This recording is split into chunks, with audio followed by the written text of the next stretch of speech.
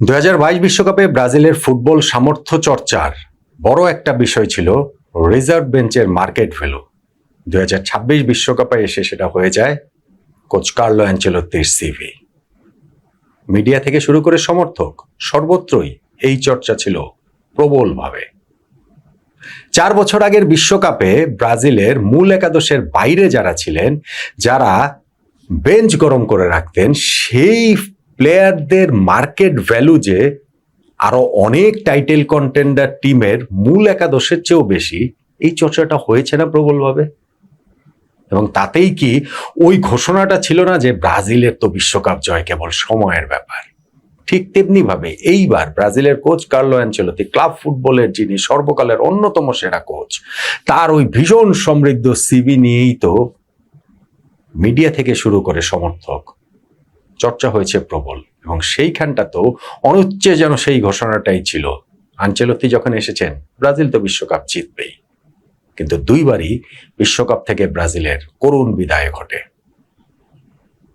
Coach Carlo অ্যানচেলোত্তির coaching নিয়ে প্রশ্ন তোলার ধৃষ্টতা কারোই নেই, কিন্তু এই নরওয়ের বিপক্ষে যেই ম্যাচটাতে হেরে ব্রাজিল বিদায় নিয়েছে, সেই ম্যাচে আনচেলোত্তি যেইভাবে অ্যাপ্রোচ করেছেন, যেইভাবে দলকে খেলেছেন, যেইভাবে স্কোয়াড সিলেকশন 11 সিলেকশন করেছেন, যেই ফরমেশনে দলকে তিনি সাজিয়েছেন, সেগুলো আসলে ভীষণ রকমের প্রশ্নবিদ্ধ। এবং ওভারঅল এই বিশ্বকাপে ব্রাজিলের এই ট্র্যাজেডিটা ক্ষেত্রটা বোধহয় প্রস্তুত হয়ে গিয়েছিল বিশ্বকাপ শুরু হওয়ার আগেই।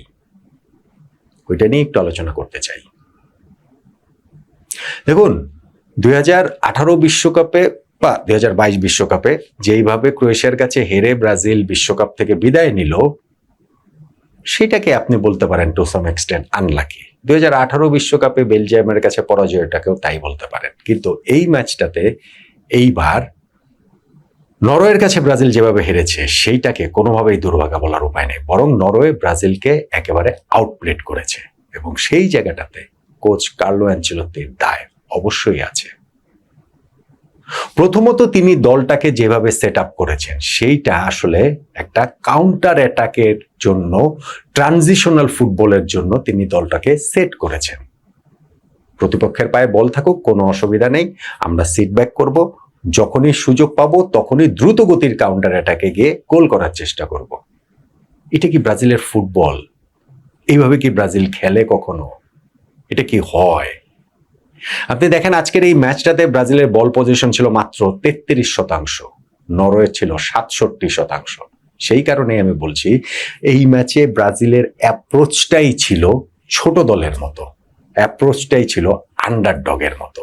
এবং সেই অ্যাপ্রোচটা কোচ কার্লো অ্যানচেলোত্তির ব্লুপ্রিন্টের।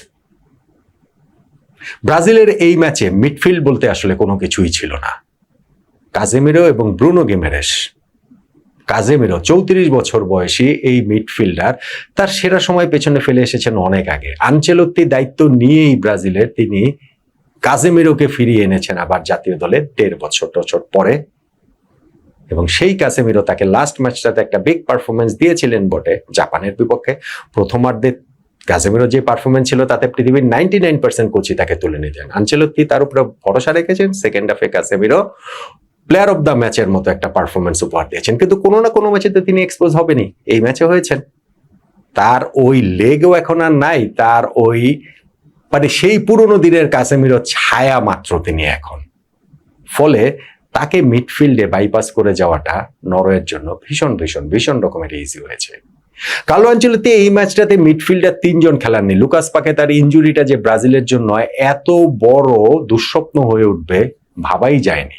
ইনফ্যাক্ট এইখানটাতে তিনি গ্যাব্রিয়েল মার্টিনেলিকে একাদশে নিয়েছেন।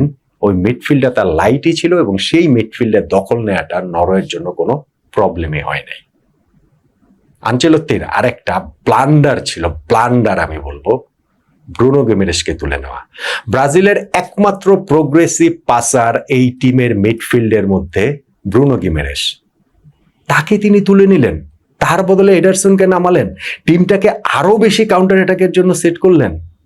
ফলে নরওয়ে হেসে খেলে তারা এই জায়গাটাতে ম্যাচ ডোমিনেট করতে পেরেছে, এবং ওই সময়টা গিয়ে তারা 2টা গোল আদায় করে নিয়েছে। কোচ কার্লো অ্যানচেলোত্তি এইবারে বিশ্বকাপ স্কোয়াডে যাদের উপরে আস্থা রেখেছেন, যাদের তিনি 11-এ খেলিয়েছেন, তারা আসলে কতটা এটার যোগ্য। কাসেমিরোর কথা আমি বললাম, ধরেন দানিলো রাইট ব্যাক, 34 বছর বয়সী, যিনি এখন ক্লাব ফুটবলেও রাইট ব্যাক পজিশনে খেলেন না, ফ্ল্যামেঙ্গোতে তিনি ফার্স্ট 11-এও সুযোগ পান না নিয়মিত, রিজার্ভ সেন্টার ব্যাক হিসেবে তিনি খেলেন। সেই দানিলোকে রাইট ব্যাকের দায়িত্বটা দেওয়া হয়েছে এবং এই ম্যাচে যে ব্রাজিল দুটো গোল খেয়েছে, দুটোই কিন্তু সেই রাইট সাইড দিয়ে অ্যাটাক হয়েছে, ব্রাজিলের রাইট ব্যাকের সাইডটা দিয়েই। এবং আনচেলত্তির এই জায়গাটাতে তো ওই দায় নিতেই হবে। আনচেলত্তি এই পুরো ওয়ার্ল্ড কাপে এনরিককে আন্ডার ইউজ করেছেন। হ্যাঁ, এনরিক আজকের ম্যাচেও যখন নেমেছেন তখন একটা গোল্ডেন অপরচুনিটি পেয়েছেন, সেটা তিনি কাজে লাগাতে পারেননি।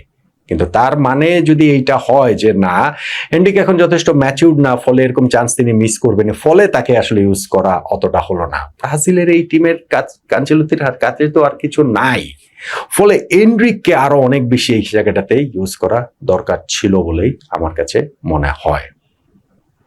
এবং বড় একটা যে ভুল ব্রাজিল করেছে সেটা হচ্ছে আনচেলত্তির কন্ট্রাক্টটা 2030 বিশ্বকাপ পর্যন্ত বাড়ানো, সেইটা এই বিশ্বকাপের আগে আগে। আনচেলত্তি যখন ব্রাজিলের দায়িত্ব নিয়েছেন, তাকে 2 বছর 3 বছর ধরে ব্রাজিল ফুটবল ফেডারেশন চেস করে অবশেষে যখন তাকে গত বছর পেয়েছে, তখন যদি 2030 পর্যন্ত কন্ট্রাক্টটা হতো কোনো সমস্যা ছিল না।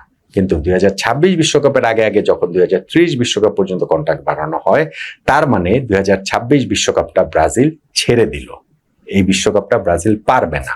আনচেলত্তির জন্য 1 বছর সময় যথেষ্ট না। 100% ট্রু, আনচেলত্তির জন্য 1 বছর সময় যথেষ্ট না। কিন্তু ওয়ার্ল্ড কাপের আগে আগে যখন ওইটা 2030 পর্যন্ত কোচের কন্ট্রাক্টটা বাড়ানো হয়, যে ওয়ার্ল্ড কাপে কি হবে সেইটা কেউ জানে না, তার মানে এই বিশ্বকাপটা ব্রাজিল আসলে ছেড়েই দিয়েছিল। ওইটা ভীষণ রকমের নেগেটিভ বার্তা পুরো টিমটার মধ্যে যায় বলে আমার কাছে মনে হয়। যদি 2030 কোচের লক্ষ্য থাকবে, তাহলে কি কারণে এই বৃদ্ধাশ্রমে চলে যাওয়া, এলপিআর এ চলে যাওয়া, ফুটবলের ওল্ড হোমে চলে যাওয়া ফুটবলারদেরকে তিনি স্কোয়াডটাতে নিলেন? স্কোয়াডটাতে না, তিনি 11-এ পর্যন্ত ট্রাস্ট করলেন। সেই কাসেমিরো, সেই দানিলো, সেই মার্কিনিওস। 2030-এর এরা কেউ হিসাবের মধ্যে থাকবে না, তাহলে এখন কেন নিলেন? ইভেন 2030টাই যদি টার্গেট হয়, তাহলে প্রশ্ন তুলতে পারেন নেইমারই বা কি কারণে আনচেলত্তি নিয়েছেন নেইমারকে। আনচেলত্তি তো টাইম এন্ড এগেইন বলেছেন যে তার টিমে হাফ ফিট আনফিট প্লেয়ারের কোনো জায়গা নেই, এবং 1 বছর সময় তিনি নেইমারকে দলেও নেননি, ডাকেননি একবারও। ওয়ার্ল্ড কাপ স্কোয়াডটাতেই নেইমারকে নিয়েছেন যখন, তখন আবার এই ম্যাচটাতে কি কারণে তাকে খেলানো হলো না প্রথম থেকে? কি কারণে তাকে সেকেন্ড হাফের শুরু থেকে খেলানো হলো না? এই প্রশ্নগুলো কিন্তু আসবেই। ব্রুনো গিমেরেসের কথা বলছিলাম যে এই ওয়ার্ল্ড কাপটা তার ভালো কেটেছে, কিন্তু সেই তিনি আজকে যখন পেনাল্টিটা মিস করলেন, সেই পেনাল্টি টেকারটা তিনি কিভাবে হলেন ফার্স্ট চয়েস, সেটাও প্রশ্নবিদ্ধ। আনচেলত্তি পরে বলেছেন যে ব্রাজিল টিমের পেনাল্টি টেকারদের ওই সিরিয়ালটা হচ্ছে গিয়ে এইরকম যে 1 নাম্বার নেইমার, 2 নম্বর ইগর থিয়াগো, 3 নম্বর রাফিনিয়া, 4 নম্বরে গিয়ে ব্রুনো গিমেরেস। যেহেতু প্রথম 3 জন আনঅ্যাভেলেবল ছিলেন, সেই কারণে ব্রুনো গিমেরেসকে পেনাল্টিটা নিতে দেওয়া হয়েছে। তো ওয়াই নট ভিনিসিয়াস জুনিয়র?